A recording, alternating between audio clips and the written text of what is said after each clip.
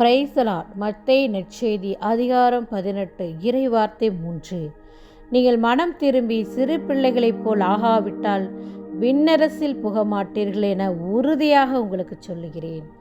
ஆம், எங்கள் அன்பின் பரலோக தகப்பனே, இன்றைய நாளில் இந்த வார்த்தைகளை கேட்டுக்கொண்டிருக்கிற பிள்ளைகளுக்கு அன்பும் அமைதியும் சமாதானமும் தரப்போவதற்காய் நன்றி செலுத்துகிறோப்பா. இன்றைய நாளில் நீர் கொடுத்த வார்த்தைக்காக கூட உமக்கு நன்றியப்பா. நீங்கள் மனம் திரும்பி சிறு பிள்ளைகளைப் போல் ஆகாவிட்டால் விண்ணரசில் புகமாட்டீர்கள் என உறுதியாக உங்களுக்கு சொல்லுகிறேன் என்றார். பாருங்க, ஆண்டவர் நீங்கள் மனம் திரும்பி சிறு பிள்ளைகளைப் போல் ஆகணுமா? நம்ம தெரிந்தும் தெரியாமலும் பல பாவங்கள் செய்திருப்போம். நான் பாவம் செய்யலைன்னு யாராலையுமே சொல்ல முடியாது. நம்ம செய்த பாவங்களுக்காக என்ன செய்யணும்? மனம் திரும்பி வரணும். ஆண்டவர் இடத்துல சிறு பிள்ளைகளை போல ஒரு சின்ன குழந்தைய நீங்கள் அந்த குழந்தைய அடிச்சுட்டு திரும்பி கொஞ்ச நேரத்தில் வாமா அப்படின்னு கூப்பிடும்போது அது என்ன பண்ணும்?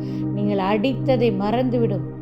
அதுபோல் நாமும் என்ன செய்யணும்னா, நமக்கு ஒருத்தவங்க துன்பப்படுத்தியிருக்காங்களா, நம்மளை ஒருவர் காயப்படுத்தியிருக்கிறாங்களா, நம்ம அந்த காயங்களை மறக்கணும்.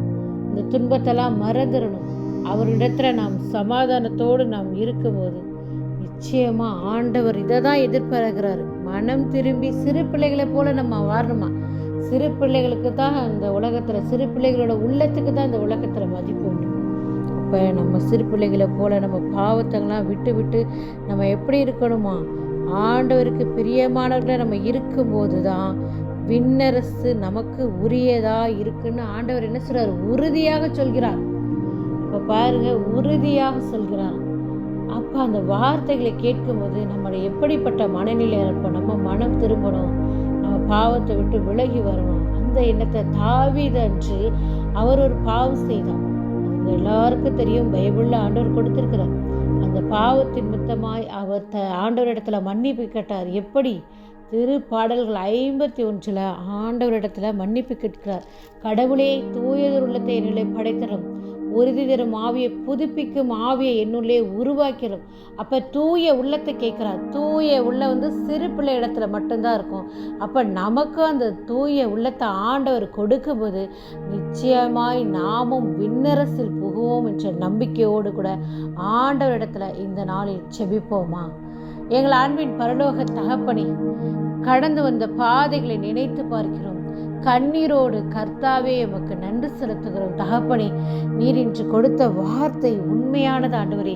சிறு பிள்ளைகளைப் போல் நாங்கள் ஆகலைன்னா எங்களை விண்ணரசில் போக முடியாது. அதை நான் உறுதியாக சொல்கிறேன்னு சொல்லியிருக்கீங்க பாப்பா. சிறு பிள்ளைகளைப் போல் நாங்கள் மாற தூயதொரு உள்ளத்தை எங்களுக்குள்ளே நீ தரப்போவதற்காக நன்றி செலுத்துகிறப்பா. தூய உள்ளத்தை கொடுத்து உம்மை மட்டுமே தியானிக்க சிந்திக்கிற பிள்ளைகளாக நீர் எங்களை மாற்ற போவதற்காக நன்றி செலுத்துகிறப்பா. எங்களை ஆண்டவராகிய கிறிஸ்துவோடைய மன்றாடுகிறோம். ஆமென்.